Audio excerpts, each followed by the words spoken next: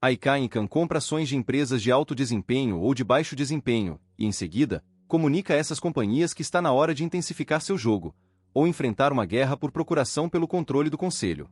Ele se vê em uma batalha contra aqueles que usam os cofres das empresas públicas para enriquecer à custa dos acionistas. Tony, as pessoas não têm ideia de como estão sendo enganadas, ele desabafa, acrescentando que os investidores médios não estão cientes dos abusos que acontecem atrás das portas fechadas das salas de reuniões. Mas parte do problema é que os acionistas não acreditam que tenham o poder de mudar as coisas porque não pensam como proprietários. Icahn, no entanto, conhece o poder da alavancagem, e ele não tem medo de usá-lo. 24 bilhões de dólares para incentivos de gestão da Coca-Cola? Um exemplo do tipo de ação que os conselhos de administração de empresas públicas cometem e que deixam Icahn indignado pode ser encontrado em suas recentes críticas à Coca-Cola. Essa empresa planejava diluir o valor das suas ações emitindo 24 bilhões de dólares em novas ações descontadas. O motivo? Financiar enormes pacotes de compensação para a alta administração. Isso enfraqueceria os investimentos de aposentadoria de investidores comuns, incluindo professores e bombeiros, pois muitas pessoas têm ações da Coca-Cola nos seus portfólios de aposentadoria. Icahn escreveu um editorial na Barron's condenando a empresa pelo esquema e acusando Warren Buffett, o maior acionista individual da Coca-Cola e membro do conselho, por não ter votado contra o movimento. Muitos membros do conselho pensam nele como uma fraternidade ou clube, em que você deve evitar o confronto a qualquer preço, escreveu Icahn. Essa atitude serve para reforçar a gestão medíocre. Buffett respondeu que tinha se abstido da votação, mas que havia se oposto ao plano e vinha conversando serenamente com a administração em favor da redução de sua proposta de salário excessivo, mas não queria partir para a guerra com a Coca-Cola por causa dessa questão. Em contraste, Icahn está sempre pronto para a guerra. Ele já esteve muitas vezes nas trincheiras, dando incertas em empresas tão diversas quanto a US Steel, a Clorox, o eBay, a Dell e o Yahoo. Mas dessa vez era diferente. Em vez de Icahn, um gestor de fundos mais jovem, chamado David Winters, estava comprando ações e liderando a acusação contra a administração da Coca-Cola. Para a consternação dos diretores executivos superremunerados em todos os lugares, uma nova geração de investidores ativistas estava tomando para si a luta que Icahn começara décadas atrás. Naturalmente, Icahn tem alcançado uma série de dínamos corporativos, inimigos com grande influência na mídia. Então, você vai ouvir os críticos dizendo que ele está nesse negócio apenas por dinheiro, ou que manipula e especula com ações, sacrificando metas corporativas de longo prazo em nome dos lucros a curto prazo. Icahn salienta que isso é ridículo, pois ele muitas vezes mantém suas posições por muito mais tempo do que as pessoas pensam. 10, 15 e até 30 anos. Quando, de fato, ele toma o controle de uma empresa, seu valor continua a aumentar por anos, mesmo depois de ele ter saído. Essa afirmação foi corroborada por um estudo conduzido pelo professor Lucian B. Schuch, da Harvard Law School, que analisou 2.000 campanhas de ativistas de 1994 a 2007.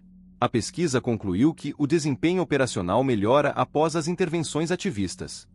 O estudo também descobriu que não só não havia efeitos prejudiciais em longo prazo, como, ao contrário, 5 anos depois, essas empresas continuavam a apresentar um desempenho acima da média. Icahn não quer a cabeça de cada diretor executivo dos Estados Unidos. Muitas vezes, ele reconhece que existem algumas equipes extraordinárias de liderança por aí, e executivos que maximizam os recursos da empresa e tornam a economia mais resiliente. Mas ele está sempre procurando formas de tornar a administração, mesmo das corporações mais populares e bem administradas, mais responsiva aos acionistas. Considere aquele exemplo do tweet da Apple. Ele me disse que não estava tentando aumentar o preço e vender suas ações. Na verdade, no dia da nossa entrevista, ele tinha comprado uma grande quantidade de ações da Apple. E não estava tentando interferir na gestão da empresa, que ele considera sólida. O tweet foi apenas parte de uma campanha para pressionar a Apple a devolver 150 bilhões de dólares de suas reservas de caixa para os acionistas como dividendos.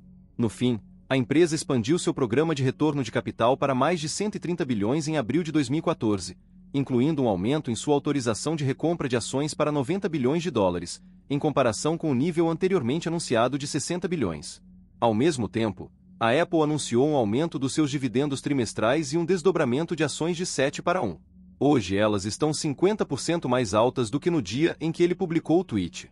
Icahn é, ele mesmo, diretor executivo, possuindo 88% de uma empresa pública, a Icahn Enterprises. As ações da sua empresa têm apresentado um surpreendente desempenho, mesmo durante a chamada década perdida. Se você tivesse investido na Icahn Enterprises de 1º de janeiro de 2000 a 31 de julho de 2014, teria obtido um retorno total de 1.622%, em comparação com 73% no índice S&P 500. Cal Icahn não nasceu nessa vida. Ele diz que cresceu nas ruas de Far Rockaway, em Nova York. Sua mãe era professora. Seu pai, ex-estudante de direito e cantor de ópera frustrado que trabalhava como cantor em uma sinagoga local. Cal jogava pôquer para pagar suas despesas em Princeton, onde se formou em filosofia. Depois de um breve período na faculdade de medicina e um período no exército, e mais pôquer, ele percebeu que seu maior talento era ganhar dinheiro. O mundo empresarial dos Estados Unidos nunca mais foi o mesmo. Icahn tem agora 81 anos e está pensando no seu legado. Tem escrito artigos opinativos e dado entrevistas esporádicas sobre os direitos dos investidores e dos acionistas. Mas, francamente, está cansado de ser mal interpretado e citado fora de contexto.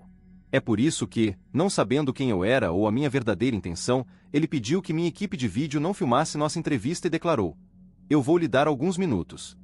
Para meu grande alívio, Icahn se descontraiu depois daqueles primeiros momentos embaraçosos, e 2 horas e meia depois eu ainda estava com ele no saguão quando fui apresentada a Gail, a extraordinária mulher com quem ele é casado há 15 anos. Cal é muito diferente da sua figura pública. Engraçado e curioso, comporta-se quase como um avô. Os amigos dizem que ele ficou mais maleável com o tempo, mas Cal ainda fala com o sotaque do Queens e ainda tem a aspereza de um arruaceiro das ruas de Nova York. Icahn diz que ele não é o tipo de cara que desiste, especialmente quando encontra algo pelo qual vale a pena lutar. Tr. Você veio de uma família com recursos modestos e frequentou escolas públicas em uma região violenta do Queens. Você tinha um objetivo quando começou? O objetivo de se tornar um dos melhores investidores de todos os tempos? Ci. Sou um cara muito competitivo. Apaixonado ou obsessivo, como você quiser chamar. E é da minha natureza que, seja lá o que eu fizer, eu tente ser o melhor. Quando estava me candidatando às faculdades, meus professores me disseram: nem pense na Ivy League. Eles não aceitam jovens dessa região. De qualquer modo, fiz os testes e fui aprovado em todas elas. Eu escolhi Princeton.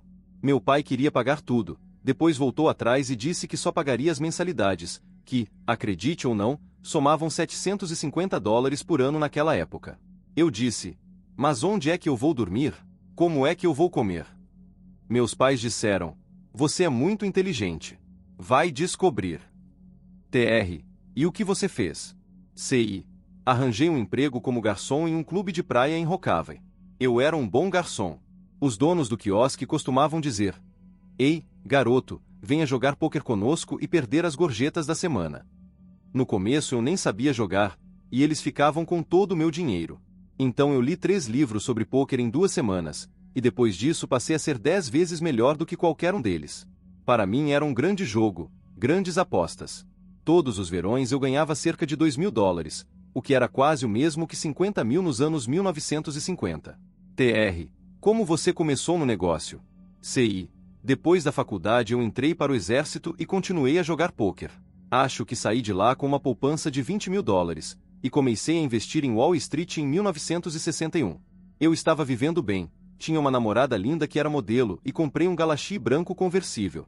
Então, o mercado enfrentou uma crise em 1962, e eu perdi tudo. Eu não sei o que foi primeiro, a namorada ou o carro. Tr. Eu li que você voltou ao mercado vendendo opções e depois partindo para a arbitragem. Ci. Eu pedi dinheiro emprestado para conquistar um lugar na Bolsa de Valores de Nova York. Eu era ótimo. Minha experiência me ensinou que negociar no mercado é uma coisa perigosa, e era muito melhor usar minha habilidade matemática para me tornar um especialista em certas áreas.